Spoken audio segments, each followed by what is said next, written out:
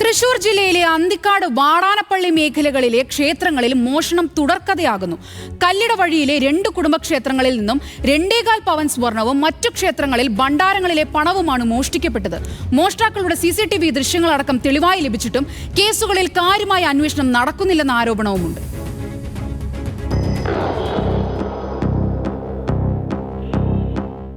ദിവസങ്ങളുടെ ഇടവേളകളിലാണ് വാടാനപ്പള്ളി, അന്തിക്കാട് പ്രദേശങ്ങളിലെ വിവിധ ക്ഷേത്രങ്ങളിൽ മോഷണ പരമ്പരകൾ അരങ്ങേറിയത്.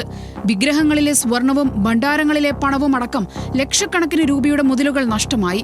അന്തിക്കാട് പണ്ടാരൻ ഭദ്രകാളി ശ്രീ ഭുവനേശ്വരി ക്ഷേത്രം, പള്ളത്തി ശ്രീ മുത്തപ്പൻ പരദേവതാ ക്ഷേത്രം എന്നിവിടങ്ങളിൽ കഴിഞ്ഞ ദിവസം നടന്ന മോഷണങ്ങളിൽ 2.25 പവൻ സ്വർണം നഷ്ടപ്പെട്ടു.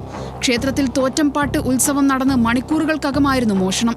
പരാതിയിൽ അന്തിക്കാട് പോലീസ് അന്വേഷണം നടത്തിയെങ്കിലും പ്രതികളെക്കുറിച്ച് സൂചനകളൊന്നും ലഭിച്ചിട്ടില്ല.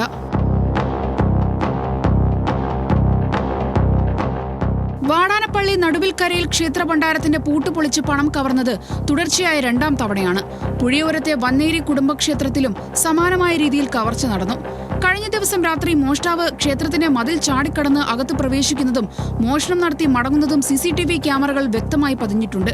തെളിവുകൾ സഹിതം വാടാനപ്പള്ളി പോലീസിൽ പരാതിപ്പെട്ടിട്ടും പ്രതികളെ പിടികൂടാനായില്ലെന്ന് ക്ഷേത്ര ഭാരവാഹികൾ പറയുന്നു. പ്രദേശം കേന്ദ്രീകരിച്ച് ക്ഷേത്രങ്ങളിൽ മോഷണം നടത്തുന്നത് ഒരേ സംഘം തന്നെ ആകാമെന്ന് നാട്ടുകാർ സംശയിക്കുന്നു. എന്നാൽ മോഷണ പരമ്പര തുടർക്കഥയായിട്ടും പോലീസിന്റെ ഭാഗത്തു നിന്നും അനാസ്ഥ തുടരുകയാണ്.